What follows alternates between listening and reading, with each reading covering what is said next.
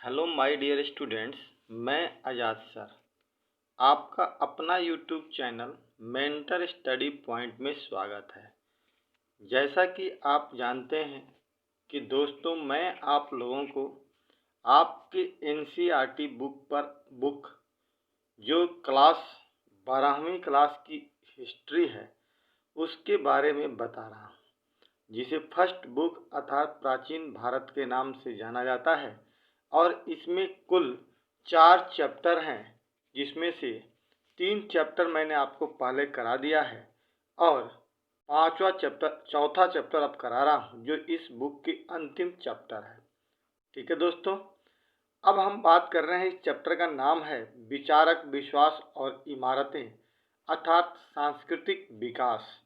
कब से कब तक? तो 600 बीसी से लेकर 600 एडी के बीच में जो समाज में सांस्कृतिक विकास हुआ था, धर्म और संस्कृति को लेकर के जो विकास हुआ था, उसी के बारे में हमें पढ़ना है। अभी तक हमने 3-4 वीडियो के माध्यम से कुछ पढ़ने का प्रयास किया है। अब आज हम लोग कुछ स्तूपों के बारे में जानकारी प्राप्त करेंगे। जैसा कि वीडियो में पीछे हमने बताया था कि स्तूप का तात्पर्य वह स्थान से किया गया था जिससे हम बौद्ध धर्म में एक पवित्र स्थान के रूप में देखते हैं। अब उस पवित्र स्थान के रूप में पहले से ही एक स्थान चला आ रहा था, दो, जिसका नाम था एक अमरावती और सांची की नियति। ये हम लोग आज करेंगे दोस्तों। और उसके साथ ही साथ हम लोग मूर्ति कला के बारे में पढ़ेंगे कि जो बुद्ध के समय जो मूर्तियां बनी थी उसमें क्या कलाकारी की गई थी। पत्थर से गढ़ी कथाएं हैं, उपासक के प्रतीक हैं, उपासना के प्रतीक लोक परंपराएं हैं। इन 3 चीज़ों के बारे में हम लोग आज जानकारी प्राप्त करेंगे। अर्थात एक हम लोग पढ़ेंगे स्तूपों की खोज और दूसरा मूर्ति कला यानी मूर्ति बनाने की कलाकारी। ठीक है दोस्तों, चलिए तो हम लोग आगे आज बढ़ते हैं। लेकिन उससे पहले मैं आपको एक चीज़ याद दिला दूं कि अभी तक आपने अगर चैनल को सब्सक्राइब नहीं किया है तो प्लीज़ मेरे दोस्तों आप लोग चैनल को सब्सक्राइब कर दीजिए और ज़्यादा से ज़्यादा अपने दोस्त साथी सबके बीच में इस वीडियो को शेयर करने का प्रयास कीजिए। जब आप वीडियो देख लीजिए तो एक लाइक ज़रूर इसे कर दीजिए और थोड़ा सा कुछ कमेंट भी ज़रूर लिख दीजिए। ठीक है दोस्तों, तो सब्सक्राइब करने का प्रयास कीजिए। आगे हम लोग बात करते हैं। सबसे पहले हम बात करते हैं स्तूप की खोज। यानी स्तूप मैंने आपको बताया था पिछले वीडियो में कि स्तूप का तात्पर्य यह होता था कि बुद्ध से जुड़ी हुई चीज़ों को जहाँ रखा गया था वहाँ पे हम लोग उसी को स्तूप कहते थे और उसे हम पवित्र स्थान के रूप में मानते थे। जैसे हमारे यहाँ मंदिर होता है हिंदू धर्म में, उसी तरह से बौद्ध धर्म में स्तूप की पूजा की जाती है। ठीक है दोस्तों, अब इसमें हमें पहला अध्याय ये पढ़ना है कि अमरावती और सांची की नियति।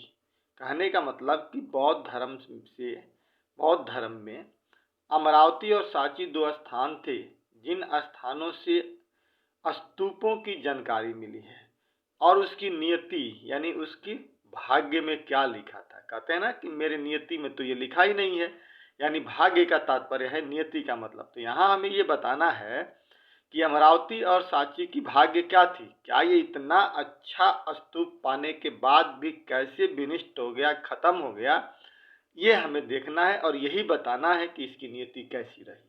ठीक है दोस्तों, चलिए हम लोग बात कर रहे हैं। हर स्तूप का अपना अपना इतिहास है। वो सांची का स्तूप हो या अमरावती का स्तूप हो, अपना अपना इतिहास है, जिनमें सांची और अमरावती भी स्थान अतुलनीय है। यानी सांची और अमरावती का जो स्थान है वो बहुत ही महत्वपूर्ण माना है। अब इन दोनों की खोज कैसे हुई इसे हमें देखना है। ठीक है, अमरावती और सांची के स्तूप की खोज कैसे हुई इसे हमें देखना है। 1796 ईस्वी में एक स्थानीय राजा जो एक मंदिर बनाना चाहते थे, उनको अमरावती के स्तूप का अवशेष मिला। कहाँ के थे जी? तो 1796 में एक स्थानीय राजा जो एक मंदिर बनाना चाहते थे, उनको अमरावती के स्तूप का अवशेष मिला, जिसके पत्थरों को भी इस्तेमाल करना चाहते थे वो अपने मंदिर बनाने के लिए, लेकिन ऐसा हुआ नहीं, उसे रोक दिया गया।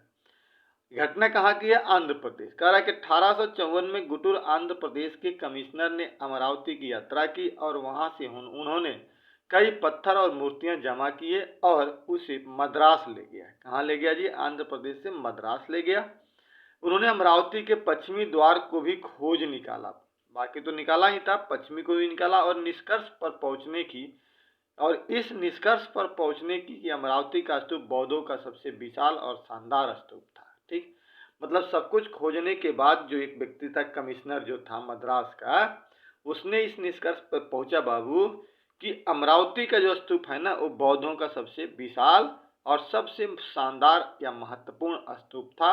यानी जो मंदिर के रूप में या पवित्र स्थान के रूप में बौद्ध जो पूजा करते थे, उसमें सांची का बहुत ही महत्वपूर्ण स्थान था। लेकिन ये बहुत पुराना था, उसके बारे में लोगों को जानकारी नहीं थी। वो गिरा हुआ अवस्था में पाया गया था, इसीलिए उसके ईंट और अन्य चीजों का लोग अन्य कार्यों में इस्तेमाल कर लेते थे।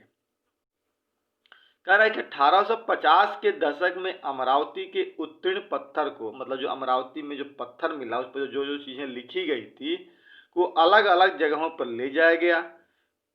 कुछ पत्थर कलकत्ता के एशियाटिक सोसाइटी ऑफ बंगाल में भी पहुंचा दिया गया, तो कुछ मद्रास में इंडिया ऑफिस। हालांकि कुछ पत्थर तो लंदन तक पहुंच गए।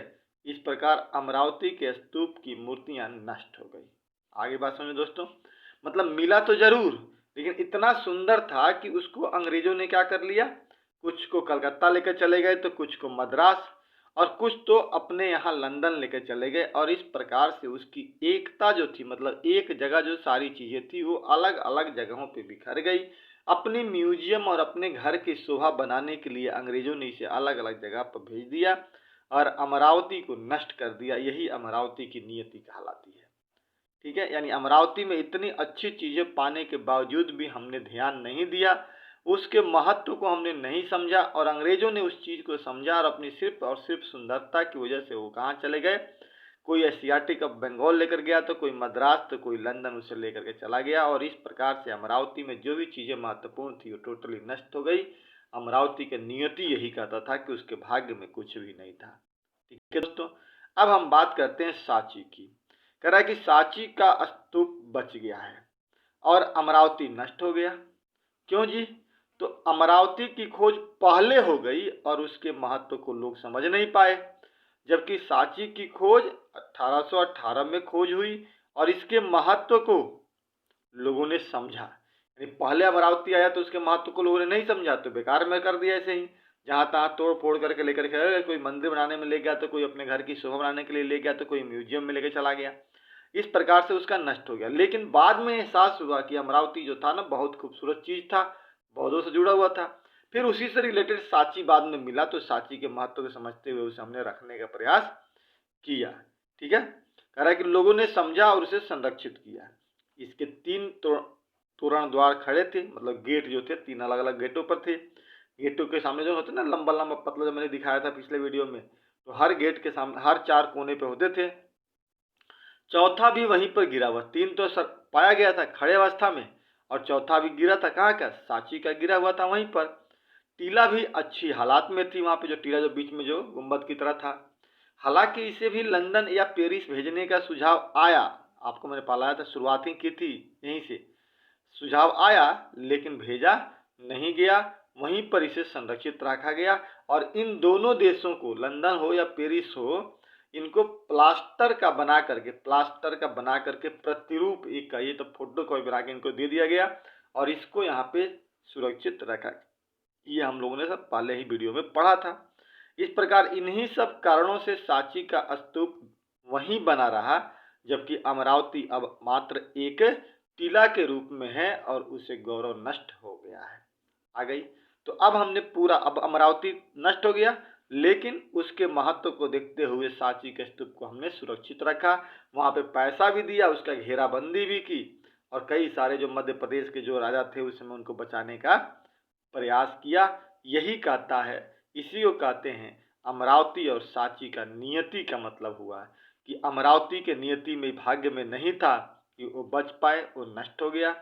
बाद में सांची मिला तो इसके नियति में लिखा था बचने के लिए, और इसको जब लोगों ने ले जाने का प्रयास किया तो उसे रोका गया, उसे घेराबंदी की गई, उसे अच्छी तरह सुरक्षित किया गया, और आज जो है सांची का स्तूप मध्य प्रदेश में पड़ा हुआ है।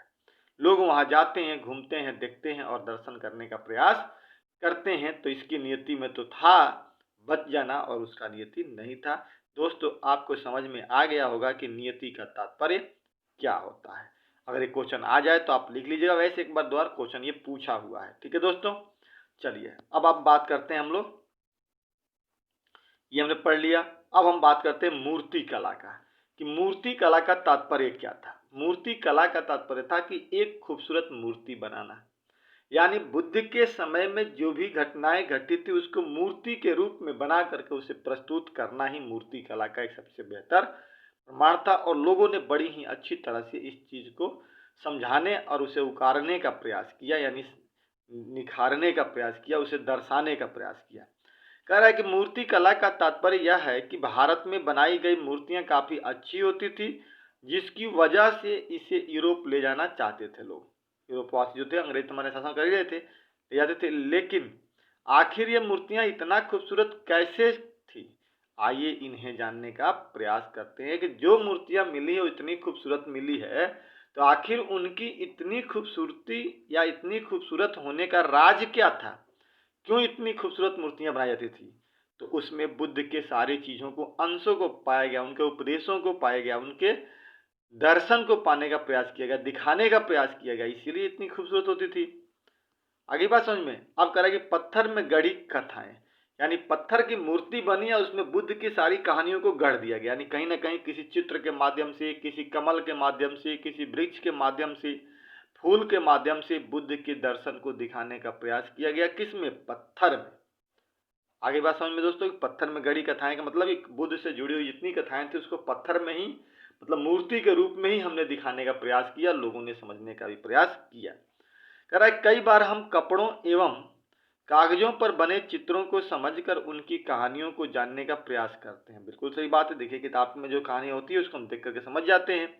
इसी प्रकार जब हम सांची के स्तूप पर बने मूर्तियों का अध्ययन गहराई से करते हैं तो उसमें वेशांतर जातक से, एक जातक था, कथा किताब था, से लिए गए दृश्य दिखाई देता है, जिसमें यह बताया गया है कि एक दानी राजकुमार ने अपना सब कुछ एक ब्राह्मण को दे दिया और स्वयं अपनी पत्नी और बच्चों के साथ जंगल में रहने चला गया, जो बौद्ध धर्म को मानता था। आगे बात समझ में। अब इस तरह की कहानी को उसमें दर्शाने का प्रयास किया गया। एक भिक्षु को देते हुए दिखाया गया है, जाते हुए दिखाया गया है, जंगल को दिखाया गया है। तो इन तीन चीजों से माध्यम से प्रतीक होता है कि व्यक्ति ने पहले दान तो दे दिया, फिर अपना वहां से परिवार के साथ जंगल में चला गया। आगे बात समझ में। तो ये हमारा क्या था? पत्थर में गढ़ी कथाएं, कि कैसे उस दानी पुरुष के बारे में दिखा करके हमने बताने का प्रयास किया। अब दोस्तों कह रहा है कि उपासना के प्रतीक, यानी कह रहे हैं उनके पूजा पाठ करने के प्रतीक, यानी उनके चीजों को जोड़ना, यानी उनके साथ जो जो चीजें थी उसका प्रतीक क्या क्या था। यानी जैसे कहते हैं ना कि उनके प्रतीक में बहुत चीज आती है, जैसे साड़ा, वृक्ष हो गया, ठीक है ना, कमल का फूल हो गया, वो उनके दर्शन से कई सारे चीजों से जुड़े हुए थे। तो इसी को हम लोग कहते हैं उपासना के प्रतीक, यानी पूजा पाठ करने का प्रतीक। कह रहा है कि बौद्ध चरित्र लेखन के अनुसार एक वृक्ष के नीचे ध्यान करते हुए बुद्ध को ज्ञान की प्राप्ति हुई, जिसमें वृक्ष को एक प्रतीक के रूप में दिखाया गया। किसमें दिखाया गया जी? कि बुद्ध क्या है? एक प्रतीक है, जो वृक्ष के नीचे उन्हें ज्ञान की प्राप्ति हुई। कई पारंपरिक मूर्तिकारों ने बुद्ध को मानव रूप में न दिखाकर उनकी उपस्थिति प्रतीकों के माध्यम से दर्शाने का प्रयास किया है। मानव रूप में दिखाता तो फिर ईश्वर के रूप में हो जाते और अपने आप को ईश्वर कर लेते, तो फिर ब्राह्मण धर्म में तो विलीन हो जाते, फिर इनका नष्ट हो जाता। तो इनको तो काम भी करना था और ब्राह्मण धर्म के हर एक एक कुरीतियों से बचना भी था बौद्ध धर्म को, क्योंकि उसी के खिलाफ आए थे। तो कई पारंपरिक मूर्तिकारों ने बुद्ध को मानव रूप में न दिखाकर उनकी उपस्थिति प्रतीकों के माध्यम से दर्शाने का प्रयास किया। जैसे रिक्त स्थान बुद्ध के स्थान की दशा तथा स्तूप महापरिनिर्वाण के प्रतीक बन गए। चक्र का भी प्रतीक के रूप में इस्तेमाल किया गया। बुद्ध द्वारा सारनाथ में दिया गया पहला उपदेश भी कहीं न कहीं इस्तेमाल किया गया। इस प्रकार पेड़ का तात्पर्य केवल पेड़ ही नहीं था, यह बुद्ध के जीवन की घटना का एक प्रतीक था, जिसके नीचे बैठ करके बुद्ध को ज्ञान की प्राप्ति हुई और उसके बाद बुद्ध को जीवन में बहुत सारा चीज परिवर्तन हुआ और उन लोगों को उपदेश देने की प्रक्रिया दी। तो इसीलिए उसके ज्ञान से हमने वृक्ष को जोड़ दिया है। ठीक है दोस्तों। अब आ रहा है कि बुद्ध के जीवन से जुड़ा कुछ प्रतीक चिन्ह, ये तो याद कर लेना बेटा आप लोग, क्योंकि एग्जाम हॉल में ये पूछा ही पूछाता है, वो कंपटीशन का एग्जाम हो या फिर 12वीं क्लास में जब नया पैटर्न पे ऑब्जेक्टिव क्वेश्चन पूछे जाएंगे वहां हो, ये पूछा ही जाएगा। हाथी, हाथी का मतलब था उनके समय में जन्म से।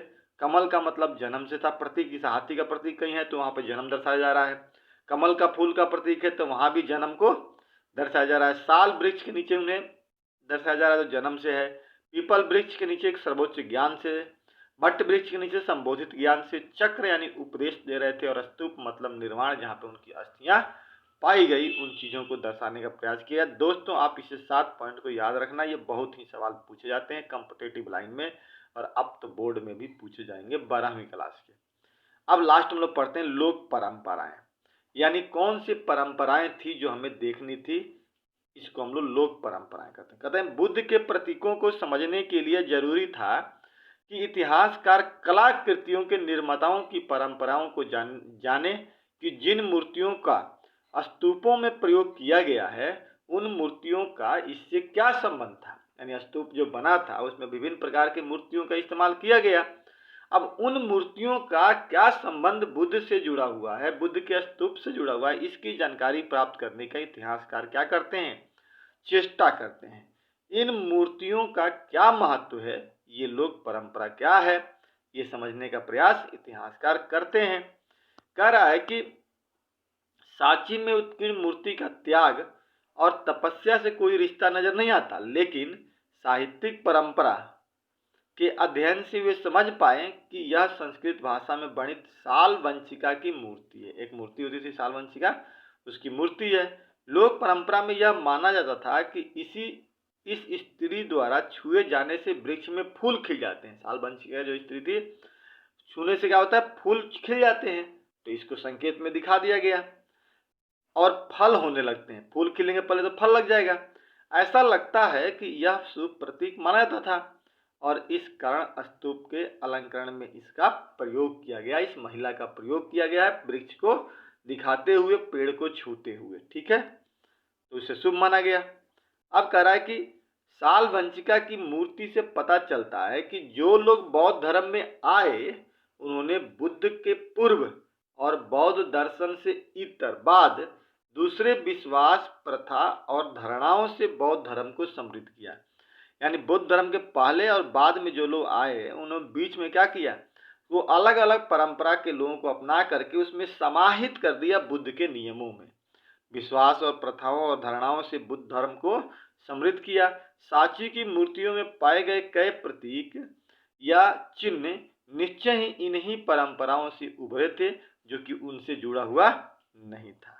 हाथी शक्ति और ज्ञान के प्रतीक माने जाते थे। क्या होता था जी, हाथी शक्ति और ज्ञान के प्रतीक माने जाते थे। इन प्रतीकों में कमल दल और हाथियों के बीच एक महिला की मूर्ति प्रमुख है, जिसका संबंध इतिहासकार बुद्ध की मां माया से जोड़ते हैं, तो कुछ इतिहासकार गजलक्ष्मी मानते हैं।